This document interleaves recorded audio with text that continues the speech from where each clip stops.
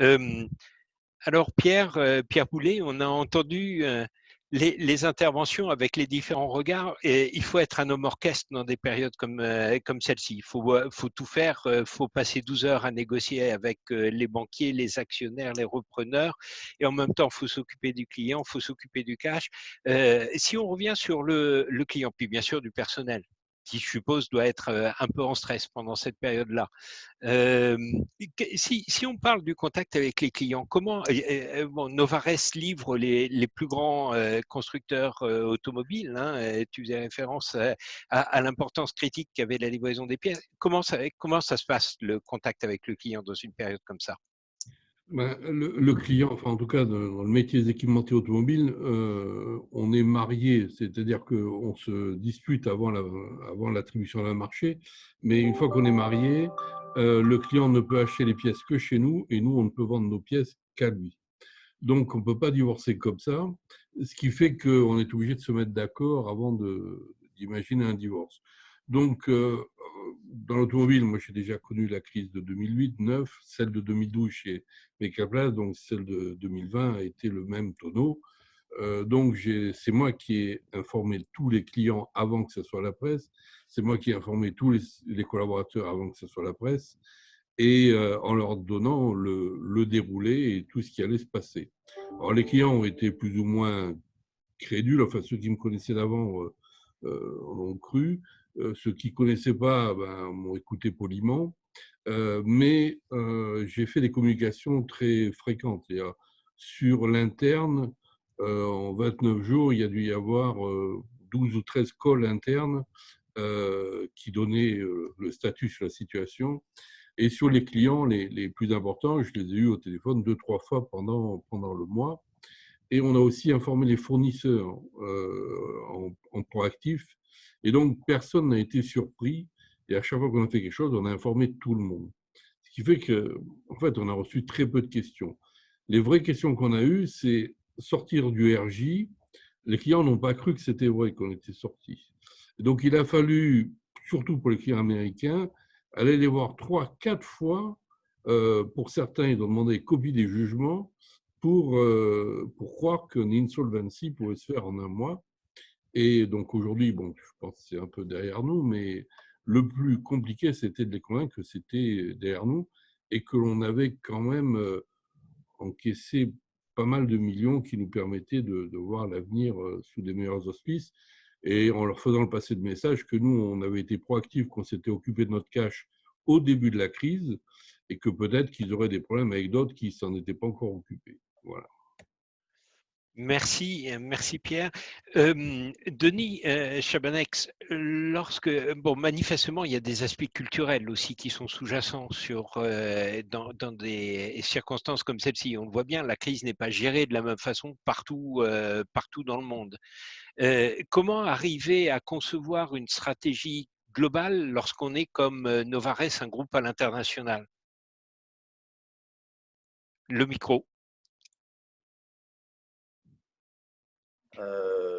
Si vous voulez, vous avez plusieurs cas de figure. On a parlé à beaucoup d'entreprises de toute taille qui sont très orientées vers l'international. Okay, et donc, j'ai passé les derniers jours à interviewer une vingtaine d'entreprises, des CEO d'entreprises sur ces sujets-là. Donc, en fait, il y a beaucoup de cas de figure. Clairement, alors si on parle uniquement des solutions de la crise, c'était très différent selon les pays, et ça, Pierre l'a mentionné. En ce qui concerne la nécessité d'être dans de nombreux pays, okay, ce qu'il est montré, en fait, c'est que souvent, si vous voulez, et ça, je pense que ça va être de plus en plus le cas, si vous voulez être dans un pays, prenons le Brésil par exemple, vous devez avoir des opérations sur place.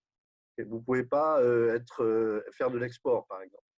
Donc la problématique de recentrage vers la France, elle est peut-être louable, mais elle a deux écueils. Le premier, c'est est-ce que le site France va être compétitif? Là, il y a beaucoup de discussions à ce niveau-là. Et deuxièmement, est-ce que les règles de concurrence et notamment de commerce international vont permettre, okay, à des pays en fait, de bloquer l'entrée ou le développement d'entreprises ou les ventes d'entreprises qui seraient purement sur une base d'importation. Et ça, il y a beaucoup de secteurs dans lesquels c'est plus possible du tout.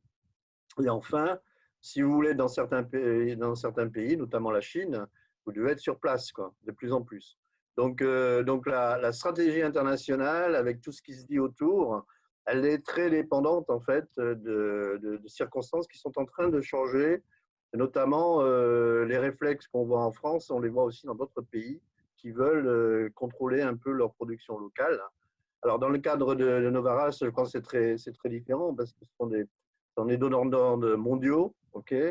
Donc je pense que la négociation est évidemment au niveau mondial. Mais dans d'autres cas de figure, ça se fait au cas par cas, pays par pays. Merci beaucoup. Patricia Beaumont, vous parliez de la nécessité de retourner sur le terrain, de voir dans le concret en fait tout ce qui pouvait s'améliorer. Il y a des craintes assez significatives qu'il y ait une deuxième vague pandémique à l'automne. Donc il y a une fenêtre là de 4 mois, je dirais de répit quelque part, pour les entreprises qui ont réussi à anticiper, sortir de crise plus vite que les autres, pour, je suppose, mettre en place des plans qui puissent s'adapter à un retour ou non de vague pandémique. Quelles seraient les priorités de votre point de vue à regarder en cette matière? Alors déjà, se concentrer effectivement sur, comme je disais, sur des priorités même opérationnelles, hein, parce qu'on ne peut pas, je dirais, conserver tous les programmes. Et puis, dans la logique, souvent, quand on fait des plans de performance, on réduit les stocks. Et là, je pense que dans cette période-là, bon nombre d'entreprises vont justement anticiper cette deuxième vague et créer, je dirais, du stock pour pouvoir absorber une deuxième vague potentielle. Donc, on est un peu à l'envers, je dirais, de ce qu'on avait fait jusque-là. Et tous les principes d'efficience qu'on mettait en œuvre, moi, comme je disais, j'accompagne beaucoup la partie industrielle automobile et on s'aperçoit que les usines repartent, hein, donc pas partout avec la même intensité. Hein, donc, on a fait des choix, mais par contre, on va sur certaines productions, eh bien, faire du stock, hein, ce qui était totalement, je dirais, jusque-là inimaginé et inimaginable. Donc, on va revenir sur des pratiques un peu différentes, hein, et c'est ça la résilience, hein, c'est de pouvoir adapter sa production en fonction de la demande et en anticipation de ce qui peut se produire avec cette deuxième vague. Donc, on a des sujets qui sont assez différents de ce qu'on a pu vivre jusque-là avec les crises qu'on a traversées. Alors, merci Stéphane, Stéphane Gors. Du coup, et s'il faut faire du stock, ça va un petit peu pomper sur le cash. Donc, ça veut dire qu'il ne faut pas être trop juste dans ces demandes vis-à-vis des bailleurs de fonds. Oui, ça veut dire que, et ça revient à ce que je disais tout à l'heure, à savoir qu'effectivement, il faut être en permanence en anticipation et il faut être capable de projeter un petit peu ce que seront les différentes lignes du bilan, de la partie exploitation du bilan, de façon à être capable effectivement de voir un petit peu comment va évoluer le BFR, parce que vous avez compris que mon amie Patricia n'est pas très… voilà, elle va augmenter mon BFR. Momentanément. Mais, voilà. Mais si elle veut augmenter mon BFR, ça veut dire que moi, je serai encore plus vigilant effectivement sur le recouvrement des créances. Mais tu as raison, blague à part, ça veut dire qu'effectivement, on soit capable d'avoir une longueur d'avance, être capable d'anticiper l'impact financier de ses choix, de façon à être capable de voir exactement comment on va les financer. Et là encore, tu vois, ça conforte l'idée qu'il faut discuter avec ses banquiers, qu'il faut parler avec ses actionnaires, etc., de façon à ce que tout le monde, enfin, à ce que les différentes parties prenantes voient un petit peu le pivotage qui est en train de s'opérer. Merci. Pierre Boulet, lorsque les événements comme ça se succèdent, il y a la nécessité d'embarquer son équipe, de faire en sorte que, je suppose, tout le monde soit à son poste et au maximum. Enfin, toutes les personnes qui ont des rôles clés dans cette période. D'autres personnes, au contraire, vont être probablement mises en retrait et assister à ce qui se passe. Comment arriver à gérer cette relation qui est multiple à l'intérieur de l'entreprise et à maintenir le moral des équipes? On va dire qu'il faut que le terrain ait été préparé avant, parce que ce n'est pas quand la crise arrive qu'il faut commencer à avoir un langage de vérité, parce qu'en fait, on n'est pas crédible. Donc, ça veut dire qu'il a fallu, sur les années passées, établir un certain niveau de relation et un certain flux d'informations, un climat de confiance et construire tout ce capital de confiance au fil des années, de façon à ce que, quand on annonce que l'on va faire ceci ou cela et que ça semble impossible, les gars puissent y croire et qu'ils continuent à contribuer. Parce que de toute façon, il y avait effectivement l'opération sur le terrain avec les banquiers et les actionnaires, où on va dire qu'on était une dizaine au total, mais tout le reste de l'entreprise, en parallèle, devait préparer la reprise sanitaire. Nous avons fait partie des entreprises qui se sont fait confisquer des masques, donc il a fallu trouver des solutions de secours, les faire venir par camionnette depuis l'Allemagne. Enfin, heureusement qu'on avait des usines en Chine, sinon on n'aurait pas eu de masque. Et puis, il fallait aussi construire des procédures pour l'ensemble des usines. Donc, il y a tout ce travail-là qui a été fait. Et puis, on avait aussi tout le reste de l'entreprise qu'il fallait organiser pour cette reprise. Puisqu'à l'époque, quand même, on parlait de reprendre fin avril. Et donc, ça ne s'est pas fait comme ça, mais en tout cas, tout le monde était sur le pont. Et puis, pour ce qui était du cash, tout le monde avait d'abord compris avant que le cash était important, même si tout le monde ne perçoit pas vraiment qu'est-ce qu'il peut faire au quotidien pour son cash. Et en fait, pour l'histoire du stock, puisque ça vient d'être évoqué, en fait, on croule sous le stock aujourd'hui, puisque on a tout un tas de composants et de matières qui est arrivé en mars, en avril, en mai. Et comme la reprise a été très molle, je dirais aujourd'hui, on a un stock faramineux. Donc, aujourd'hui, on travaille plutôt à réduire notre stock plutôt qu'à le consolider. Et on n'a pas forcément le bon stock, évidemment, c'est comme le cholestérol. C'est ça, voilà. On aime avoir et celui qu'on n'a pas, donc fatalement, quand on le subit, ce n'est pas forcément le bon qu'on garde. Voilà. C'est clair. Compliqué, hein, arriver à tout gérer. Denis Chabanec, sur les différents secteurs économiques que vous avez eu la possibilité d'ausculter là récemment, est-ce qu'il y en a qui pour vous vont être plus significativement impactés, modifiés, sur lesquels les réorientations stratégiques vont se faire plus fortement? Oui, alors il va y avoir d'abord, il y a des secteurs qui ont beaucoup bénéficié de la crise, hein. Il n'y a pas que simplement des secteurs.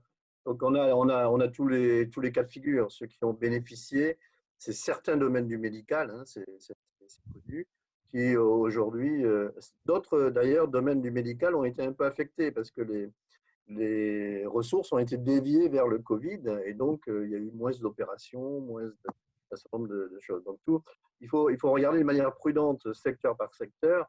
Les secteurs qui ont été très touchés, c'est les secteurs qu'on connaît, les touristes, l'aviation, les transports, etc. Là, il y a une question conjoncturelle, mais il y a surtout une hypothèse sur les modes de consommation à moyen terme qui risquent d'être changés. C'est-à-dire, est-ce qu'on va moins partir en avion? Est-ce qu'on va moins partir en vacances? Et avec tous les impacts. Et fondamentalement, il va y avoir la crise a permis d'expérimenter tout un certain nombre de modes nouveaux ou de modes, disons, qui étaient pas totalement développés. On a parlé beaucoup du télétravail. Également, il faut savoir que l'e-commerce s'est développé d'une manière considérable et que le mode de fonctionnement, si on prend l'exemple de la Chine, par exemple, le mode de fonctionnement, aujourd'hui, on est à peu près à un taux de 20% d'e-commerce en Chine, okay, ce qui est considérable, hein, et avec un mode totalement différent. Donc, les secteurs qui devraient s'adapter, alors est-ce qu'ils vont le faire ou pas? C'est les secteurs de la distribution, notamment, qui doivent repenser un peu le parcours client et repenser l'interaction avec le client, ou d'autres domaines comme le travel retail, par exemple, hein, les aéroports étant fermés, il faut repenser un peu la manière. Et là, on s'attend à des transformations de comportement et d'impact. Voilà. Mais c'est vraiment secteur par secteur, activité par activité qu'il faut regarder ça, avec un impact global quand même assez fort. Je voudrais juste revenir sur un point, juste si vous me laissez une seconde, c'est que un des sujets une des questions qu'on a posées, parce que c'est une question qui nous trottait par la tête, c'est de savoir est-ce que le fait d'être international pour une entreprise a été un handicap ou un facteur positif dans le cadre de la crise. On se posait beaucoup la question si on était 100% franco-français, est-ce qu'on aurait mieux survécu la crise ou… Et c'est intéressant parce que les 2 tiers des répondants donc, de notre enquête, hein, plus de 200 entreprises, ont dit qu'ils avaient au contraire eu un impact positif de la crise, du fait d'être à l'international. Et donc, pourquoi? Parce que lorsque la Chine était affectée, la France était à peu près OK. Après, c'est la France qui était affectée, la Chine est repartie en partie, etc. etc. Et surtout, cela leur a donné une vision globale intéressante. Beaucoup de grandes sociétés françaises, ou les plus petites, ont pu mieux se préparer à la crise parce qu'ils avaient déjà expérimenté la crise ailleurs. Donc voilà, donc, comme on dit, toute crise a peut-être un côté positif. Merci. Patricia Beaumont, entreprise résiliente, développement des personnes. Est-ce qu'il y a des sujets particuliers sur lesquels c'est le moment de mettre l'accélérateur en matière peut-être de formation? Alors oui, hein, je pense que la capacité à résoudre les problèmes, donc c'est un vrai sujet parce que je pense que l'expérience nous a montré que au moins 10% des effectifs devaient savoir résoudre, je dirais, être en tête de pont sur le transfert de savoir-faire en interne sur ces sujets de résolution de problèmes, hein, pour pouvoir absorber le maximum d'aléas et les traiter eux-mêmes, hein, bien sûr. Donc ces sujets-là, je pense que c'est important.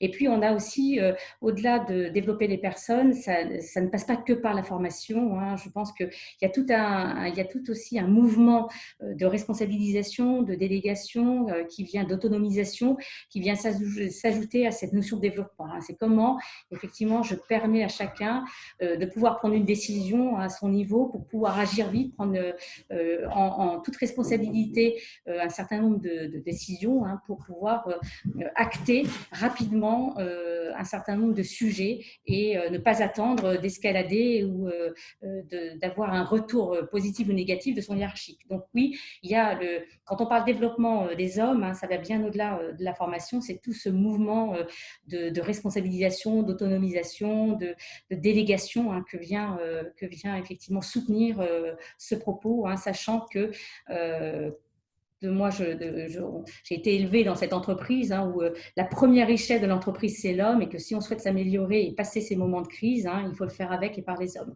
Donc ça, c'est important de travailler en tout cas cette dimension-là. Et on retrouve la confiance dont parlait Pierre tout à l'heure, qui est vraiment au cœur des activités. Dernier point peut-être pour Stéphane.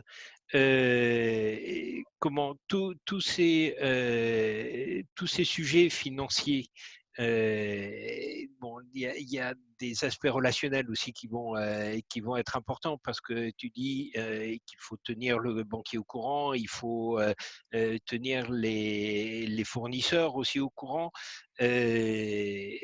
Bon, il y a une limite dans l'information que l'on peut donner, et puis en même temps, lorsqu'on est passé par des passages assez compliqués, il y a aussi une relation qui a besoin d'être établie, consolidée. Alors je sais bien que les secteurs financiers bon, étant de l'assurance, je vais pas, je vais pas jeter la pierre à la finance, mais il pourrait jouer un rôle peut-être plus important sociétalement, non, dans des crises comme celle-là.